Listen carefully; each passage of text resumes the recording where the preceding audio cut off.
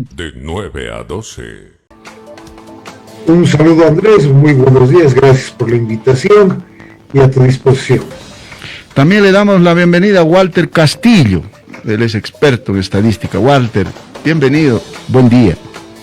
¿Cómo estás, Andrés? Muy buenos días, Pastor, un gusto saludarte. Bueno, comenzaremos esta charla con Pastor. A ver, Pastor,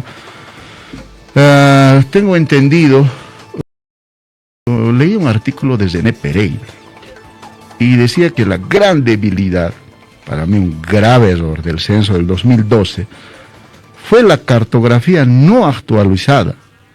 Es decir, has hecho una cartografía de gabinete. ¿Fue así, Pastor?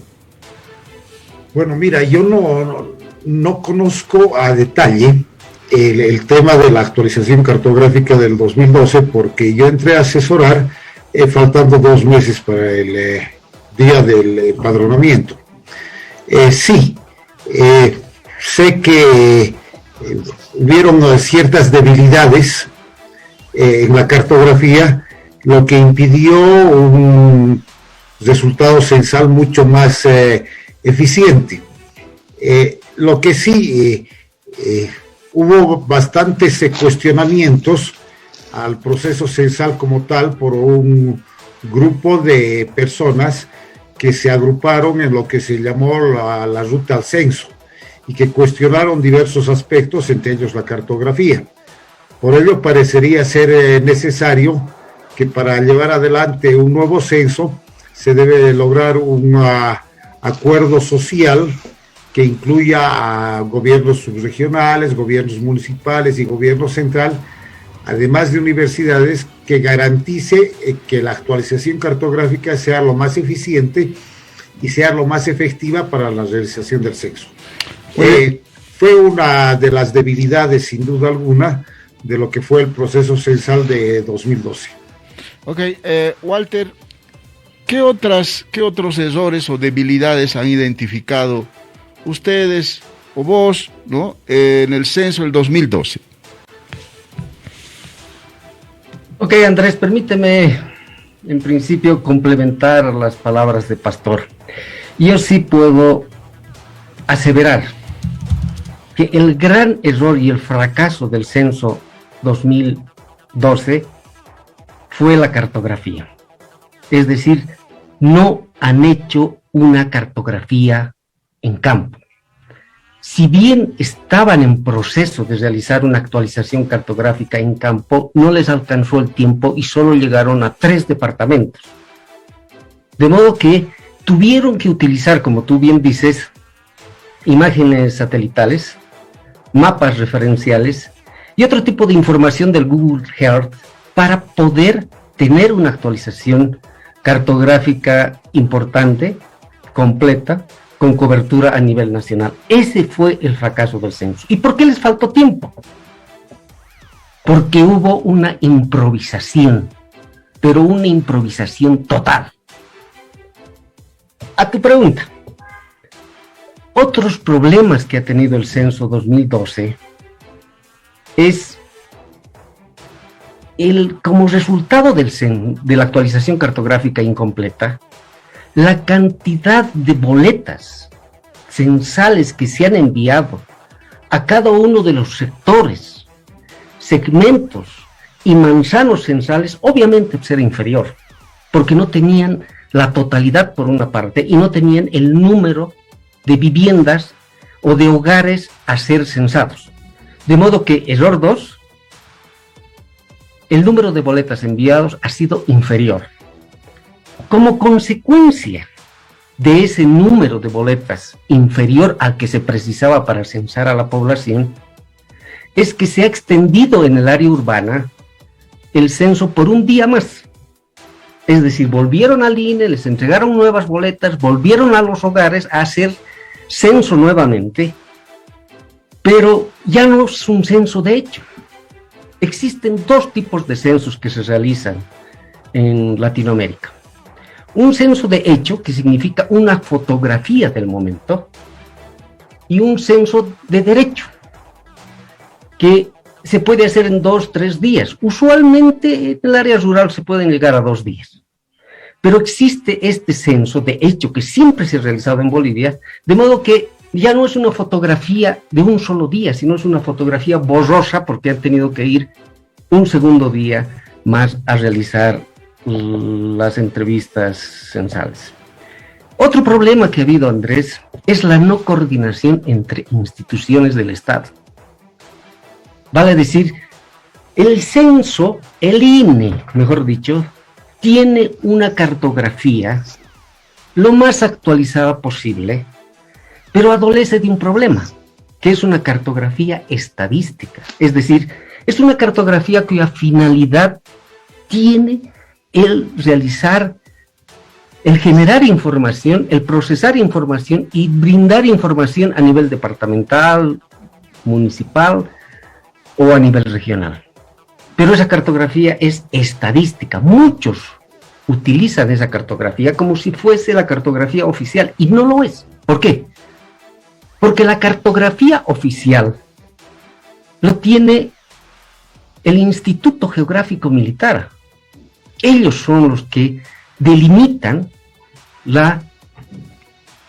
el área espacial departamental, provincial, municipal, cantonal. Y ante la no coordinación de estas entidades, como también el Ministerio de Autonomía, ha hecho de que la cartografía no sea actualizada. Y por eso han tenido que recurrir a imágenes satelitales.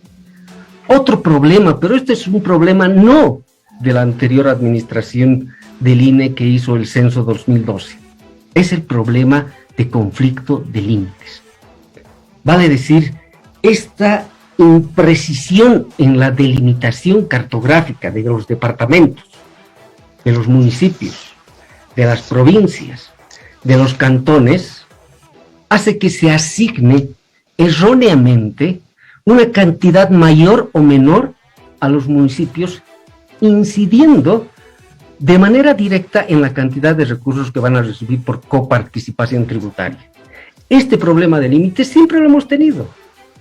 Por eso es que el INE utiliza cartografía estadística referencial. Y en función de esa cartografía estadística referencial es que se determina el tamaño de población para cada uno de estos niveles geográficos que hay en el país. Entonces, este es un tema muy importante a tratar. Por ejemplo, entre Palca y La Paz, Mecapaca y La Paz, no hay una delimitación clara. Por eso lo escuchamos a Iván Arias decir que mucha población se está yendo a otros municipios. Claro, porque no existe una delimitación. Perdón. Tengo entendido que solo el departamento de Pando es el único departamento que con ley tiene una cartografía definida. El único. Todos los demás tienen problemas a nivel municipal. Y por ende este es un problema que también se tiene que conversar. Como resultado de una cartografía no actualizada, boletas no enviadas en la cantidad necesaria, ha habido sin duda omisión censal. Yo me acuerdo que la vez pasada les dije que la omisión censal, por recomendación internacional, se debe esperar que sea inferior al 5%, pero tengan la certeza que el censo 2012 tenía una omisión censal superior al 5%. Por eso, no dieron a conocer los resultados de la encuesta postcensal. Siempre se realiza una encuesta postcensal para poder saber cuál es la cobertura. Y se dice 96, 97%. ¿Por qué no lo han dado a conocer? Porque obviamente era superior al 5%. Y cuando es superior al 5%, y con esto acabo una primera parte porque tengo otros puntos más que decirles, se invalidan los datos. Lamentablemente esos datos no son confiables cuando la omisión censal es superior al 5%, y eso es basura. Bien, gracias, Walter. Estamos conversando con Walter Castillo, estadístico, y Pastor Ausa, responsable de comunicación del Censo de Población y Vivienda del año 2012. Muy interesante lo que nos acaba de decir en cuanto a errores que se han cometido en el censo de esa oportunidad y los que no se tienen que cometer en este censo que se viene el próximo año. Permítanos, Pastor Walter, por favor, una breve pausa. Tenemos que ir al corte. En unos minutitos retornamos y seguimos hablando del Censo Nacional de Población y Vivienda. Enseguida vuelve. Que Walter las ha puesto en esta entrevista, en este análisis. Habla de la omisión censal del año 2012. ¿Hubo omisión censal y por qué no se realizó la encuesta post-censal? Pastor, con usted. Bueno, mira, algunas precisiones. La primera precisión es, fui asesor en comunicación, no el responsable. Y la segunda, el tema de la encuesta postcensal y todo el proceso posterior a la realización del empadronamiento el día del censo, yo ya no estuve como siendo parte del INE, como parte operativa de todo lo que se hizo después. Sí, comparto con Walter algunos criterios, pero cabe aclarar algunos aspectos. Si bien la actualización cartográfica no fue lo más positiva que se puede esperar, se tenía como base la actualización cartográfica del censo 2001, por lo que me informaron. Entonces, se suplieron algunas debilidades con la actualización cartográfica del censo 2001, que en su momento fue una de las mejores que se hizo para un proceso censal. Segundo, el tema de límites, en el censo 2001 se tuvo alrededor de 70 conflictos de límites. En el censo 2012, por lo que se pudo establecer, habían más de 100 conflictos de límites, pero como la cartografía es referencial, ese es un problema que se puede superar desde el punto de vista técnico-estadístico.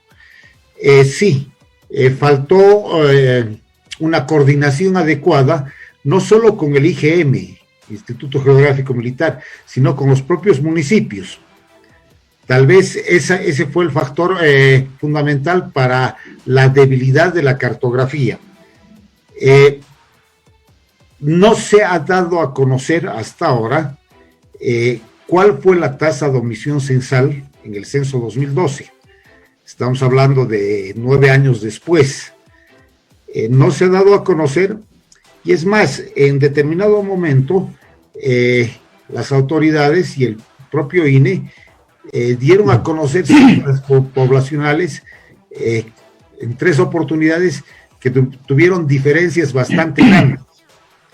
Entonces, supongo que esa es la base para que Walter señale que el censo no fue lo más adecuado y no fue lo más eficiente y no fue el resultado, no alcanzó el resultado esperado para una inversión de más de $20 millones en ese momento, inversión que en el caso de los procesos censales se traduce en la calidad de la información y que se podría denominar es la utilidad de la inversión realizada.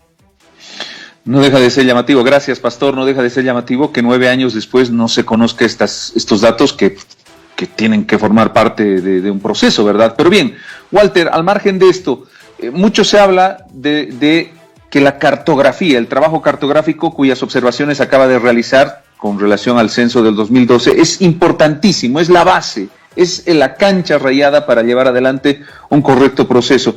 Pero mucha gente se estará preguntando, ¿y qué es eso de la cartografía? ¿Cómo se elabora esto? Y si es que para este censo del próximo año hay que comenzar de cero, hay que hacer una nueva cartografía, o se puede utilizar ya la información que se pudo obtener del año 2012. ¿Podemos explicar un poquito y brevemente, Walter, cuán importante es la cartografía para un censo y cómo se hace esto? Ok, la cartografía estadística es la labor más importante que realiza el INE. Esta cartografía tiene que ser realizada en 2 momentos. En gabinete, pero fundamentalmente en campo. En gabinete se identifican todos los crecimientos que hubo en cada una de las regiones.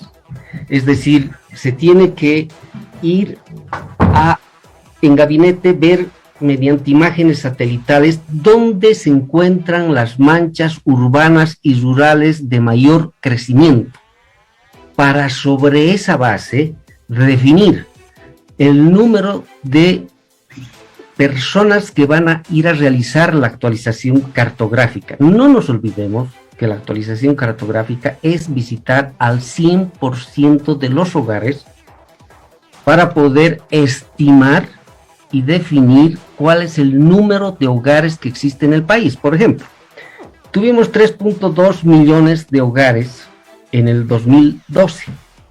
A la fecha tendremos 3.6, 3.7 millones de hogares. Ya tenemos nosotros que saber, no con exactitud meridiana, pero tenemos que saber en la actualización cartográfica cuántos hogares tiene Bolivia, aproximadamente, muy aproximadamente. Entonces, en gabinete defines, mediante imágenes satelitales, cuáles son las manchas donde ha crecido el alto, por decirte.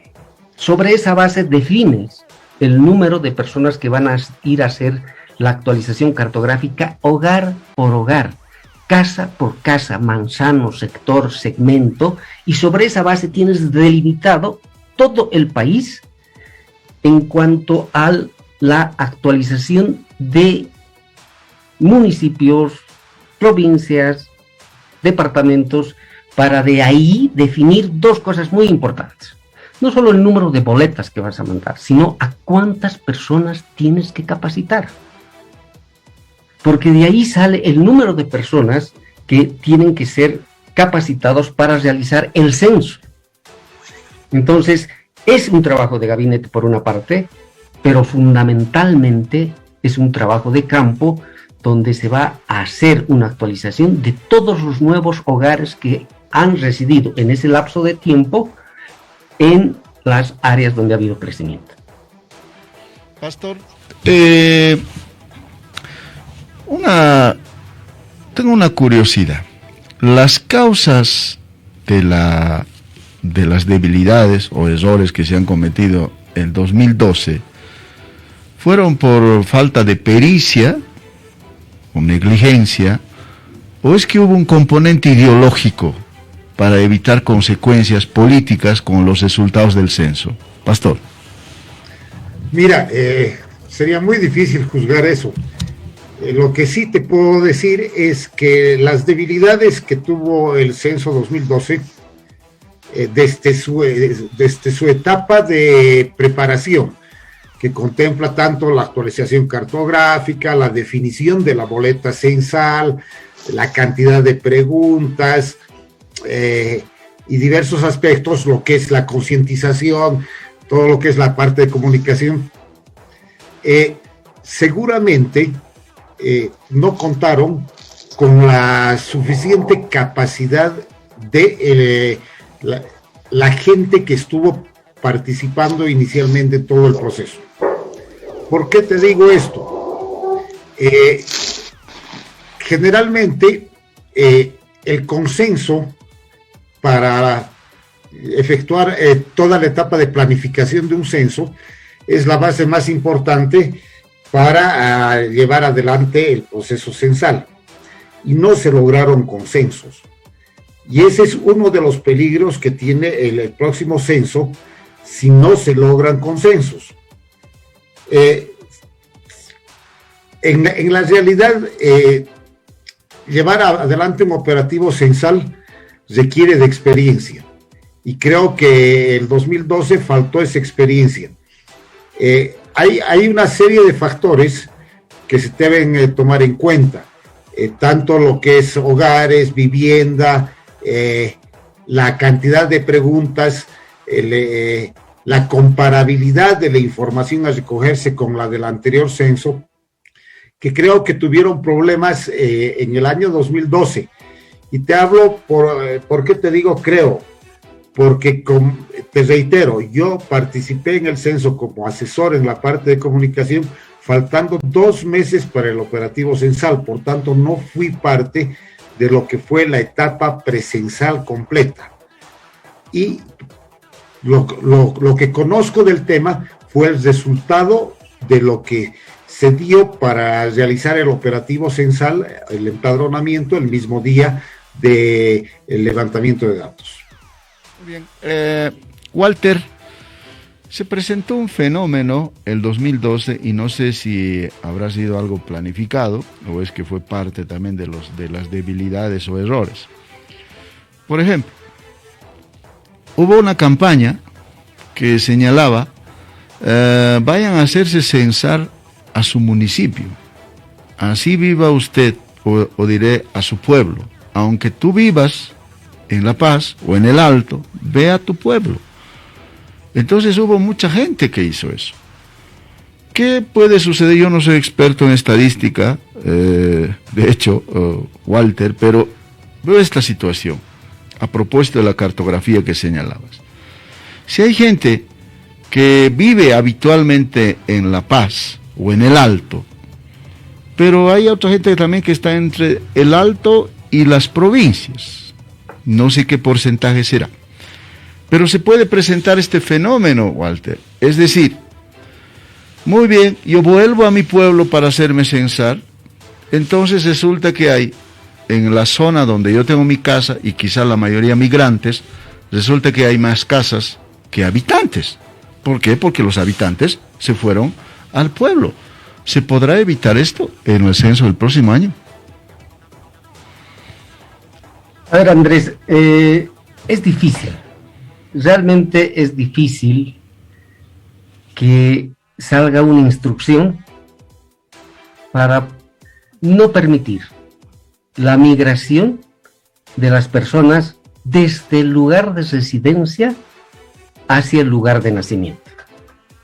Es decir, no puedes tú emitir una norma, tú no puedes obligar a las personas dónde van a ser censadas. ¿Se va a presentar ese fenómeno? Sin duda que se va a presentar. ¿Se presentará el fenómeno inverso? Yo creo que no.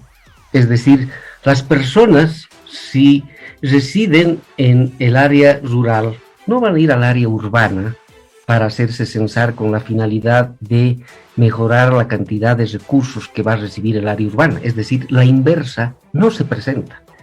Pero sí seguro que vamos a tener un número muy importante de personas que residen, por decirte, en la ciudad del Alto y van a ir a sus comunidades, a sus lugares de nacimiento, van a migrar temporalmente para poder ser censados con la finalidad de ayudar a su comunidad para que pueda recibir unos pesos más. ¿Por qué? Porque unos cuantos bolivianos más hace que puedan tener los gobiernos municipales más recursos para poder hacer obras. Entonces no se puede emitir ninguna norma al respecto, pero es posible realizar ajustes. No lo sugiero, porque es un problema que puede traer muchos cuestionamientos, pero sí se pueden realizar ciertos ajustes en función a lo que tú decías, Andrés. Es decir, ¿cuál es el número de hogares en los cuales tú has encontrado vacíos? No te olvides que en la actualización cartográfica ya se recoge información, decía, ¿cuántos hogares viven en esta casa? Por decir, vienen a mi casa a hacer la actualización cartográfica y tengo 2 hijos casados, pero ellos tienen una olla separada, comen cada uno en sus departamentos. Entonces, en mi casa, en mi vivienda, hay 3 hogares. Si cuando viene el censo, dado que la actualización cartográfica dijeron que hay 3 hogares en mi casa y solamente encuentran a 1, es que esos 2 hogares han tenido que emigrar. ¿A dónde? A su lugar de origen, se puede suponer. En función a ese dato, se puede hacer una redistribución de la población, pero es complejo, es problemático y muy cuestionado políticamente, porque no nos olvidemos que los alcaldes, fundamentalmente de Santa Cruz, dicen que han recibido en los últimos 10 años más de 600,000 personas. De modo que eso es dinero. Y ellos, si hacen una redistribución y va en detrimento de X municipio, obviamente que va a generar muchos problemas. Pero no nos quedemos Andrés, solo en el tema de la actualización cartográfica. Yo creo que tenemos que precisar qué otro tipo de errores se han cometido en el censo 2012, como por ejemplo, la improvisación total en la capacitación a empadronadores. No solamente en la calidad de la capacitación a empadronadores, porque hemos visto que no estaban bien capacitados, sino en la metodología para poder capacitar, no capacitando a todos, saliendo a censar los estudiantes de tercero y cuarto y los militares, los soldados me refiero, sin una capacitación buena. Ese ha sido otro de los problemas, la improvisación en la capacitación a empadronadores. Lo que tú mencionabas, la entrega tardía. Yo me acuerdo que dije la vez pasada que debería demorarse entre 5 y 6 meses, exagerando 7 meses, para poder entregar los resultados censales. El decreto supremo que saca el gobierno dice que un año después, es decir, el 2023, en noviembre, vamos a tener los resultados. La pregunta es ¿por qué? Si la tecnología está avanzando, ¿por qué? Si la lectura de las boletas censales se hacen por escáner, ¿por qué tenemos que esperar tanto? Un año. Ya ha habido un problema de esa naturaleza. Y no solamente con los resultados de la encuesta postcensal, sino con los resultados definitivos del censo. Han demorado más de un año para poder entregar. ¿Por qué? Porque han tenido que hacer ciertos ajustes para mostrar coherencia, consistencia de la información, pero no oportunidad. Es decir, la información tiene dos atributos: que sea confiable y que sea oportuno. La oportunidad en ese sentido se murió. Pero ha habido otro problema más, aparte de la entrega tardía que ha tenido el INE en sus resultados. Y es que el INE todavía tiene algo de soberbia. Existen muchos profesionales como Pastor, como Ramiro Guerra y N.000 personas que puedo citar, que son expertos en temas de censos, son expertos demógrafos. René Pereira Morató, a quien admiro bastante, es uno de los excelentes demógrafos que pueden coadyuvar, pero ¿por qué no lo hacen? No se los invita. ¿Por qué no se ha tenido desde un principio en el censo 2012 la amplitud de poder tener un comité impulsor del censo como se tuvo el 2001? Han tenido un comité interinstitucional denominada la Ruta del Censo 2012, gracias al interés y gestión de la ex rectora de la UNSA, no porque el INE lo ha propuesto. Entonces, ese es otro tema de debilidad.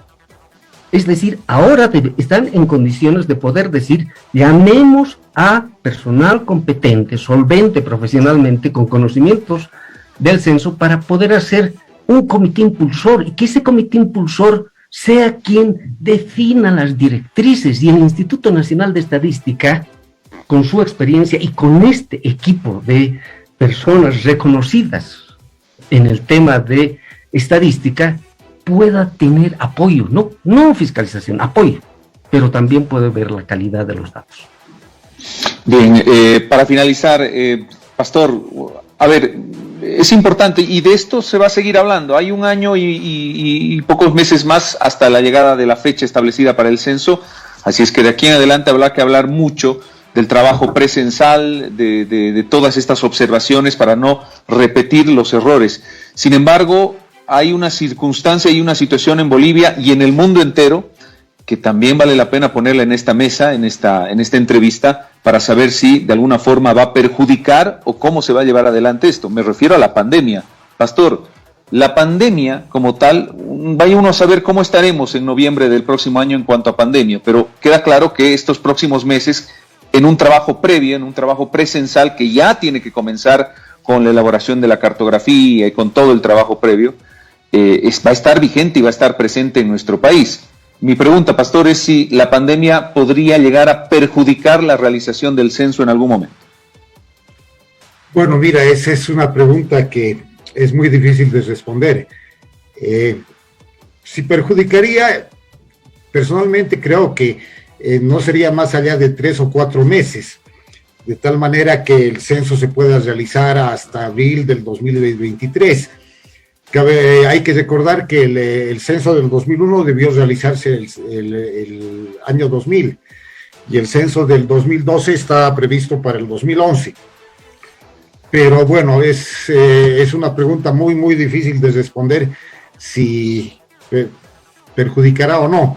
El tema es saber hasta dónde ha avanzado el INE, porque tampoco existe transparencia para saber hasta dónde ha avanzado.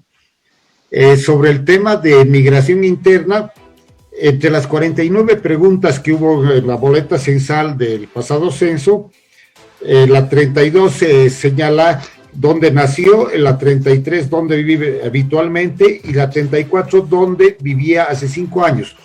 Entonces, esas son preguntas que permiten ajustar y enfrentar ese traslado que existe de la población por efectos de los recursos económicos y el sentimentalismo hacia la región donde uno ha vivido. Comparto con Walter que un año para entregar la información parecería ser exagerado, considerando los avances tecnológicos y considerando la capacidad de procesamiento que se puede tener actualmente. Personalmente creo que 6 meses sería el plazo adecuado para entregar todo lo que es la información de población y vivienda. Y paralelamente se podrían procesar otros aspectos de la boleta que seguramente va a merecer otro análisis para su definición, incluyendo el tema de la propia pandemia y los efectos en los hogares de los bolivianos. Finalmente, la conformación de un comité, de una comisión, tiene que tener como base la participación de todos los sectores, de los gobiernos departamentales, de los gobiernos municipales y de instituciones que tienen que ver con el tema censal, porque conformar un comité impulsor desde el punto de vista estrictamente político no creo que dé ningún resultado, y más si se conforma con gente que no tiene mayor experiencia en lo que es la actividad censal. Este es un trabajo netamente técnico, ¿verdad? Aunque tiene su condimento político, evidentemente, a partir de resultados, pero estamos hablando del trabajo técnico, de lo que tiene que ocurrir en cancha. Pastor, le agradezco mucho. La última consulta, Walter, antes de cerrar. Hasta aquí, muchas observaciones, muchos errores que se han cometido en el censo 2012. ¿Usted tendría algo que destacar, algo que ha ocurrido en el censo 2012 que debería repetirse en el censo 2022 en una forma de destacar lo que se hizo? Es decir, ¿algún acierto? Sí, Juan Carlos, sin duda que han tenido aciertos, aunque no haya sido iniciativa del INE, pero el tener un comité impulsor denominado la ruta del censo ha sido importante. Ese es un acierto y considero que obviamente no tiene que ser político, tiene que ser eminentemente técnico. Un comité impulsor del censo es quien no define las directrices, sino los coordina con el censo, pero les hace seguimiento, les hace una evaluación, hace que se pueda tener un censo ordenado, no improvisado, y los resultados sean muy buenos. Otro punto positivo que ha tenido es, gracias también a la tecnología, los medios de difusión que han tenido para poder presentar los resultados logrados. Es decir, se ha utilizado todos los medios posibles, incluso se tiene acceso a las bases de datos para poder hacer procesamientos particulares. Es decir, eso es muy importante. Un comité impulsor que le dé transparencia, que le dé la oportunidad de generar datos de calidad y con oportunidad es muy importante. Pero también la difusión, es decir, el objetivo de un censo de población y vivienda es generar información oportuna para la toma de decisiones. Por eso no deben demorar más de 6 meses. Yo siempre digo que de nada me sirve que me den la tasa de desempleo un año después de realizado el relevamiento de información, porque ese fenómeno ya ha cambiado seguramente. Por eso es importante que sean en 5, 6 o 7 meses. Está demostrado que se puede realizar, sin duda. Esa es la oportunidad. Y con esa información se generan políticas públicas. Con esa información se distribuyen los recursos de coparticipación tributaria, los escaños, etcétera. Es decir, si bien es un trabajo eminentemente técnico, tiene una trascendencia política en el número de escaños. Entonces, aquí hay intereses económicos, sí. Hay intereses políticos, sin duda. Pero es una labor eminentemente técnica. Entonces, destaco esos 2 puntos a los que tú haces referencia. Y quisiera concluir, Juan Carlos, con el tema que me llama muchísimo la atención, pero realmente hasta me molesta, diría. Es el costo del censo. Es decir, cuando le preguntan a la ministra de Planificación cuál es el costo del censo, ella dice, no les puedo dar el monto porque estamos en negociaciones con el Banco Mundial. Sin duda va a ser un crédito, y ese crédito lo pagamos todos los bolivianos. Pero, ¿qué está diciendo? Es decir, ¿van a ser 50 millones? No, si el número es fácil. El censo por persona cuesta entre 1,4 a 1,6 a 1,7 dólares. 1,6 dólares por persona ha costado el censo 2001.